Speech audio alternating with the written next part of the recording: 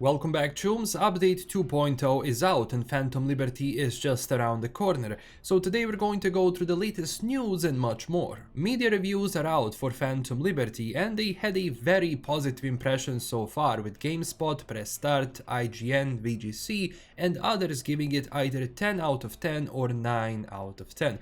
Of course, in the case of Games Radar, Windows Central and VGC, this was a score of 4 out of 5 or 4.5 out of 5, being that they have a different grading scale. On Metacritic, it's sitting at around 88 generally favorable score on PlayStation 5, 90 on Xbox Series X and 89 on PC. Rock Paper Shotgun called it perhaps the best expansion pack ever made. I also share a similar opinion on this because Phantom Liberty managed to perfectly round up Night City and the game itself and serve as a very nice closure to Cyberpunk 2077 and Red Engine. Devs really pushed hard for this one to fill it up with content and a very well written story. This expansion also, I think, serves as a message from CDPR that they managed to sort out most of the biggest issues in the studio, and by allowing devs to delay this expansion for a while, proved a right call. I mean, I can't even imagine how this would have looked like if it came out when the initial release date was supposed to be. But using that time to work on this and tighten everything up proved right,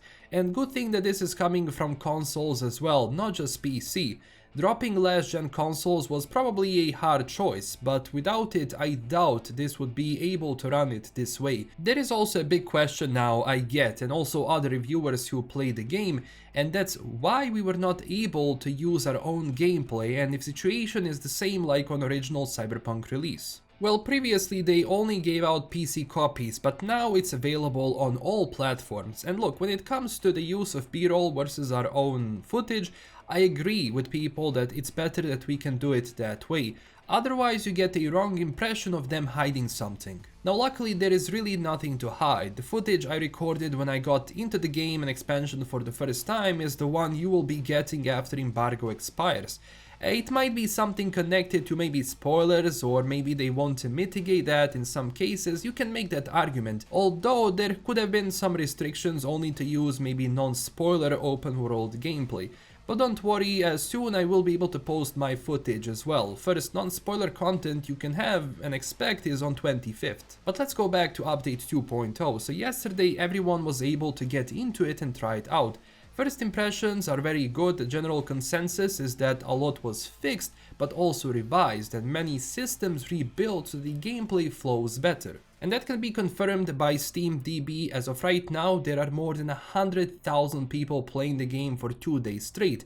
Yesterday, or well, not yesterday, but when patch 2.0 came out, the initial number went to 90,000, which was a lot. Today, Cyberpunk actually surpassed Edgerunner patch numbers, which was 136,000, because the new post-release player count record is 151,000 people at the same time. Edgerunners pushed popularity of this game a lot, but 2.0 is proving that people are willing to go back to it, and most likely a lot of new players as well. When it comes to how much this sold, well, for that we have to wait for the new investors call report, or if maybe CDPR shows it, because sadly we can't track other platforms and player count live. Because if 2.0 pushed this to 100k or well above 100k number, I do believe that Phantom Liberty, in my personal opinion, might double that number. I did see that some people are not happy with the changes, especially when it comes to their builds. I've seen comments of people saying like their builds are nothing now, they cannot handle like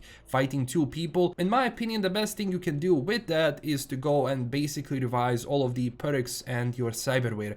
A lot did change, so your build which you had prior to 2.0 in some cases is going to be broken because those perks and how they worked were changed a lot. And as it is with every big patch, there were some release problems that CDPR is looking into, like for example, where UI may show controller inputs when playing with keyboard and mouse. As a workaround, they recommend restarting the game. Second problem is that some players on GOG may not be able to use my rewards and cross progression. The workaround is to install Microsoft Visual C++.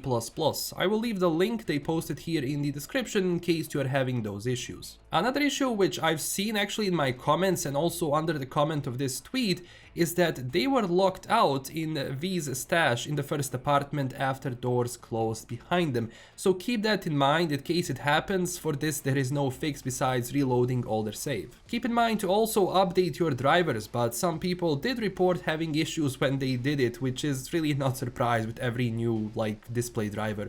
I personally have been lucky with drivers lately and haven't had any, but remember, you can always downgrade to earlier versions in case that happens. This is not the first time. I remember during one patch after drivers came out, map didn't want to show at all. And for the end, CDPR released a new and I think one of the final trailers for Phantom Liberty expansion with Idris Elba. This was done in the same style like those old Keanu Reeves ads we had before. There was a really cool transition in the end of this trailer where it goes from live action to CG. And cinematic designer at CDPR said that the last shot where it becomes CG was set up within Red Engine. And you know what? I will miss Red Engine. Witcher 2, 3 and Cyberpunk all had this feel that you get with, in particular, Red Engine, and of course each other engine has its own feel. So it will be interesting to see how this transfers to Unreal Engine 5 and their future titles, but for that we have to wait a while. So this is everything for today. Check out my other Cyberpunk 2.0 videos and Phantom Liberty review as well if you haven't already. If you enjoyed this one, click that like and subscribe button for more, and join our community on Twitter and Discord for more news and information. This is LKM signing out. Huge thanks to my Patreon supporters, and I will see you soon, chums, with another video. Bye bye.